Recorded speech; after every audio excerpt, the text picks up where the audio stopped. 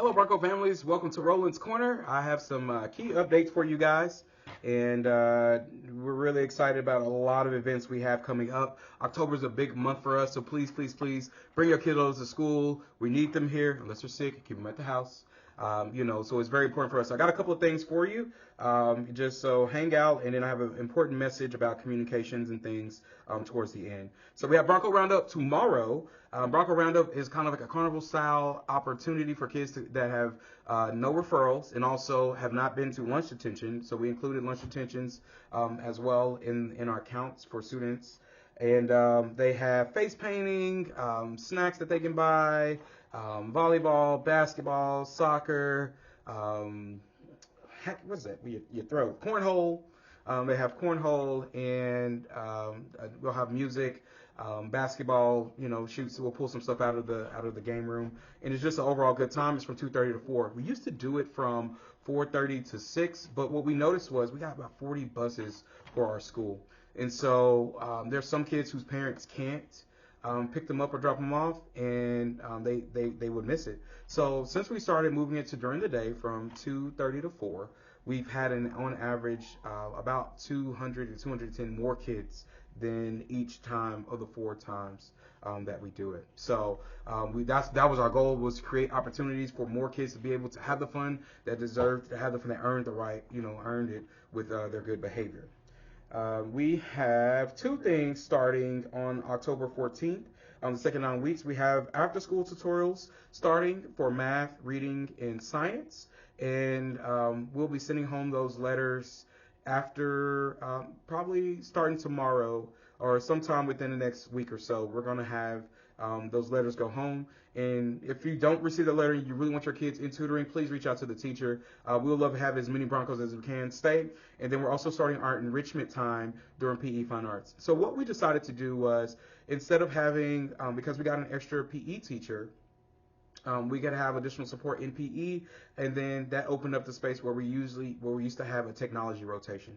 We felt a direct intervention and enrichment during that time that we used to have a technology rotation will be best for growing our Broncos, getting more time, more minutes. So we already doubled our intervention times in the morning.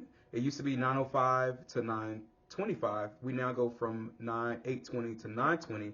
We're also taking a rotation, and we've already sent out parent permissions. We still have more going out, for the PE Fine Arts time. They're not missing any of their allotted PE time or Fine Arts time. It's just the rotation that we've always had. We just filled it with that enrichment time. And so that's also going to start October 14th. We have Officer Visit Day on October the 24th.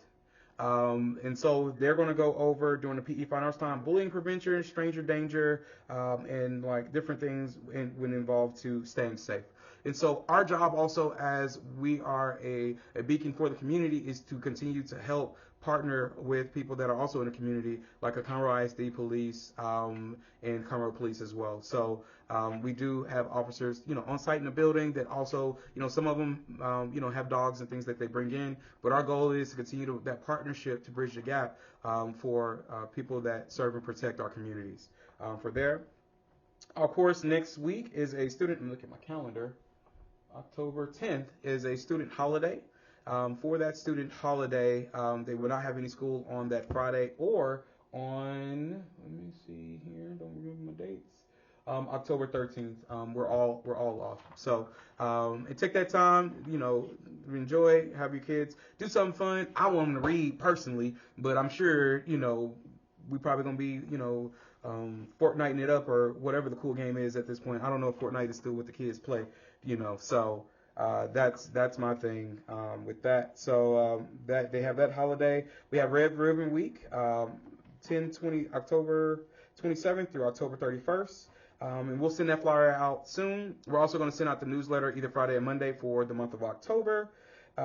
We have been sending you guys, and we're working to give you guys information for when we have our drills, like our fire drills and our lockdown drills and things like that. We just want to keep you informed on when we're navigating aspects of safety training for our Broncos. So you'll see that more often where we have fire drills. We just want to make sure we're staying on top of that. We're communicating with you all. Again, I've already talked about attendance. Let's see here. And then, again, we're getting ready to close out the 9 weeks next week. If you have concerns or if you see anything, please, like with grading, like I said, we're getting ready to start interventions and tutoring. That's the best time. Next week is the best time to check in with your teacher. Say, hey, I just want to see how they're doing. If there's opportunity for them to, do more, get better, we want to create those opportunities for your kiddos and keep you engaged in the process as well. And then here also, so we have these things called quarterly assessments that we have. We have 3 throughout the year. And if you know, I don't know if you noticed these posters around. So for all my parents that have advanced kiddos, advanced math kiddos, or in advanced, in LCs with where they have advanced math, I do student-led conferences with our advanced math students. A check-in, and particularly students that, not that they're not performing well, but it's really an effort-based conference. So if your kid comes home and says, hey, I had to talk with Mr. Roland about, my performance, or he asked me about my efforts, or if I could do better and things like that, just know they weren't in trouble. It was really just like a genuine check-in. I have like different games, that way. Different games like there, and you can't see the Legos and things in my office. Just kind of sit and talk with the kids. Just kind of say like, hey, like what's going on? Like I noticed that your teachers are saying, because the teachers come in and fill in the scores and they give me a star next to kids that they want me to conference with about their efforts. So a lot of times my check-in is solely based on, hey, we think you can make a better effort. Can you try and attempt to give your teacher your best? If you need help, this is what asking looks like. This is what support looks like. So we work to navigate not just our kids that may need to grow, but we got kids that need to be accelerated. And it's hard to accelerate a kid if we don't know exactly what they need to work on because they're not giving their best effort. So again, starting at the QA1, I'm going to start holding, and that'll be throughout the year, my effort-based conferences with students to make sure that we're driving even our best, making sure we're giving our best efforts for all of our students as well. And one thing I want to talk about is being able to navigate problem solving with you all. I've noticed this trend, and I've been guilty of it myself as well.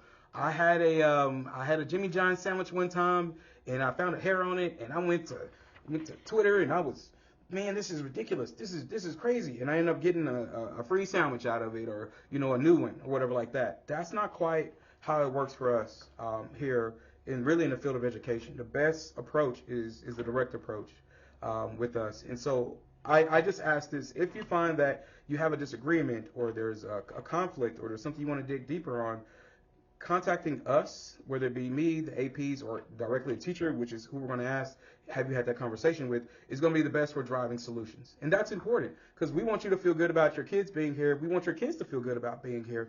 And anytime there's a disconnect in communication, we are the ones that are going to help you drive those solutions. So please, if you ever have any problems, any concerns, please feel free to you can contact me, and I can get you to the right person. You can reach out to the teacher.